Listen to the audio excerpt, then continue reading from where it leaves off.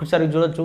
స్టూడెంట్ల కన్నా మంత్రుల కుక్కలకే సౌకర్యాలు. ప్రభుత్వ పాఠశాల దుస్థితిపై మండిపడ్డ అభిజిత్ దీప్కే.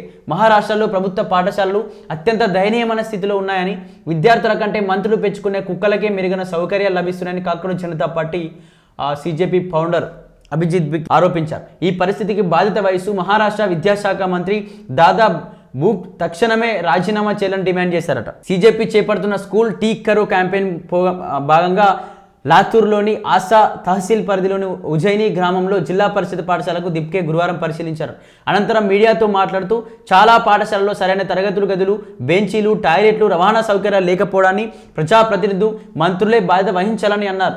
కొన్ని పాఠశాలలో విద్యార్థులను జంతువుల కంటే హీనంగా చూస్తున్నారని ఆయన ఆరోపించారు.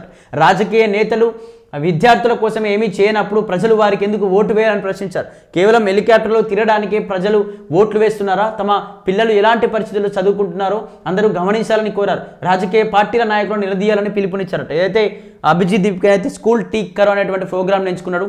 దేశవ్యాప్తంగా ఉన్నటువంటి గ్రామీణ ప్రాంతాల్లో ఎంపీపీఎస్ స్కూల్ కావచ్చు, లేకపోతే జెడ్పీహెచ్ఎస్ స్కూల్ కావచ్చు, ఇవన్నీ కూడా పెద్ద ఎత్తున తిరుగుతూ, అంటే నిజంగా స్టూడెంట్స్కు సరైన సౌకర్యాలు ఉన్నాయా, లేకపోతే సరైన బెంచెస్ ఉన్నాయా, లేకపోతే ఏమైనా గ్రంథాలయం లాంటివి ఉన్నాయా, సరైన నీటి వసతి కావచ్చు, భోజన వసతి బాగున్నాయని చెప్పేసి ఈ విధంగా స్కూల్ టీకర్ అనే ప్రోగ్రామ్ తీసుకొని స్కూల్ బిల్డింగ్స్ ఏ విధంగా ఉన్నాయి, తరగతి గదుల్లో ఎంతమంది టీచర్లు ఉన్నారు, ఎంతమందికి చదువు చెప్తా ఉన్నారు. కొన్ని స్కూల్స్లో చూసుకుంటే ఫస్ట్ నుంచి 5th క్లాస్ వరకు, కొన్ని ప్రైమరీ స్కూల్స్ చూసుకున్నట్లయితే ఫస్ట్ నుంచి 5th వరకు కూడా ఒక ఇద్దరు టీచర్స్తోనే నడిపించేటువంటి గవర్నమెంట్ స్కూల్ చాలా ఉన్నాయి.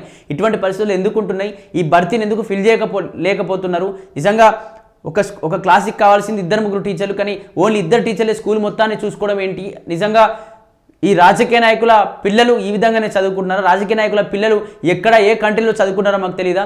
మేము ప్రజలు ఓట్లేసినటువంటి ప్రజల ద్వారా ప్రజల జీతగాలుగా ఉండేటువంటి మీరు మీ పిల్లల్ని అంత పెద్ద ఎత్తున ఫారెన్ కంట్రీస్లో మంచి మంచి చదువులు, మంచి మంచి ఉద్యోగాల్లో ఉంచితే మరి ప్రజల బతుకులు ఎందుకు ఇలా అయిపోయినాయి? అంటే మీకు ఓట్లేయడం మానేస్తేనే తప్ప ఇవన్నీ మాకు మంచి రోజులు రావా? ఎందుకు మీరు ఇంకా హెలికాప్టర్లో తిరుగుతూ ఉన్నారు? ఇక్కడ స్కూల్లే సరిగా పెట్టండి. మీరు పెద్ద పెద్ద హెలికాప్టర్లు ఎందుకు? రాజభోగాలు ఎందుకు? మీకు కనీసం మీ ఇంట్లో, అంటే ఈ స్టూడెంట్స్ పట్టించుకొని మీరు మీ కుక్కనైతే చాలా మంచిగా చూసుకుంటారు. మీ ఇంట్లో పెట్టుకునేటువంటి పెంపుడు కుక్కనైతే టైం టు టైం వాకింగ్ తీసుకుపోవడం, టైం టు టైం తిండి పెట్టడం, చికెన్ మటన్ లాంటివి పెట్టడం, అవి చేస్తూ ఉంటారు. కానీ ఇక్కడ ఏమైపోతా ఉందంటే కనీసం మీ ఇంట్లో ఉన్నటువంటి ఆ కుక్కకి ఇచ్చే రెస్పెక్ట్ కూడా మా పిల్లలకి ఇవ్వట్లేదు, మా ప్రజలకు ఇవ్వట్లేదు. కానీ మేము మాత్రం ఓటు వేసి మిమ్మల్ని గెలిపిస్తా ఉన్నాం, మీరేమో రాజభోగాలు అనిపిస్తూ హెలికాప్టర్లో తిరుగుతూ ఉన్నారు. కానీ మా బతుకులు ఇంకా ఈ గ్రామీణ ప్రాంతాల్లోనే ఇంకా చదువు కోసమే పోరాట చేసినటువంటి ఆ పరిస్థితులు వస్తూ ఉన్నాయని చెప్పేసి కూడా ఇక్కడ అభిజిత్ దీప్కే మాట్లాడుతున్నారు. అదేవిధంగా మహారాష్ట్రలోని ఒక స్కూల్ను సందర్శించి మహారాష్ట్రలో స్కూల్స్ సరిగా లేవు, పిల్లలకు సరిగా విద్య అందట్లేదు, సరైన సౌకర్యాలు, సరిగా తిండి లేదు, ఆ బిల్డింగ్ కూడా సరిగా లేదు, టీచర్స్ కూడా సరిగా లేరు. కాబట్టి ఖచ్చితంగా ఈ మహారాష్ట్ర విద్యాశాఖ మంత్రి ఖచ్చితంగా రాజీనామా చేయాల్సిందే అని చెప్పేసి కూడా మరొక పెద్ద సంచలన వ్యాఖ్యలు అయితే చేసిండు. అలాగే యువతే అతిపెద్ద ఓటింగ్ శక్తి, 2029 ఎన్నికల నాటికి యువత అతిపెద్ద ఓటింగ్ శక్తిగా మారుతుందని, రాజకీయ పార్టీలు వారి సమస్యలను పరిగణలోకి తీసుకోక తప్పదని అభిజిత్ దీప్కే అన్నారు. పాఠశాలలో చదువుకుంటున్న ప్రస్తుత తరం కోసం ప్రభుత్వం పనిచేయాలని, లేకుంటే యువ ఓటర్లు ప్రభుత్వాన్ని నిలదీస్తారని హెచ్చరించారట. ప్రభుత్వం పాఠశాలను మెరుగుపరచకపోతే గ్రామాలు వేదికగా పెద్ద ఎత్తున నిరసన వెల్లువెత్తుతాయని ఆయన హెచ్చరించారు. లాతూర్లో నీట్ పేపర్ లీక్ కేసులో పెద్ద తలకాయలను కాపాడే ప్రయత్నం జరుగుతోందని ఆరోపించారు. ఏదైతే 2029 ఎన్నికల నాటికి యువత అతిపెద్ద ఓటింగ్గా మారుతుంది. ఖచ్చితంగా మీ ప్రభుత్వాలకు, మీ నాయకులకు బుద్ధి చెప్పి తీరుతాం.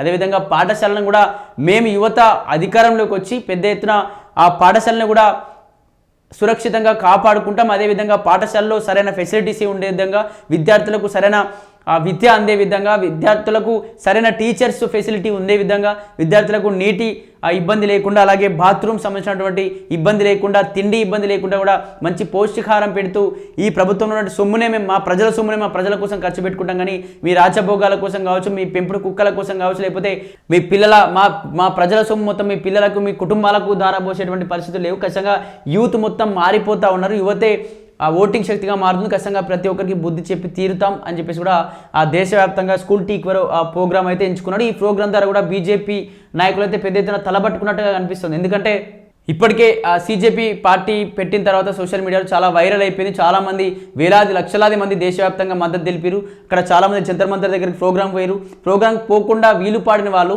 అంటే వేరే కంట్రీస్లో ఉండి జాబ్ చేసుకుంటూ వీలు పడిన వాళ్ళకు ఫుడ్ డెలివరీలు కావచ్చు, వాటర్ డెలివరీ కావచ్చు, ఇవన్నీ పంపేటువంటి ప్రయత్నం జరిగింది. నిజంగా ఇంతమంది మద్దతు తెలిపారు కాబట్టి ఇటువంటి వ్యక్తిని ఏం చేయాలి అని చెప్పేసి అర్థం కాని పరిస్థితిలో బీజేపీ ఉన్నట్టు తెలుస్తుంది. మరి చూడాలి ఏం జరగబోతుందని.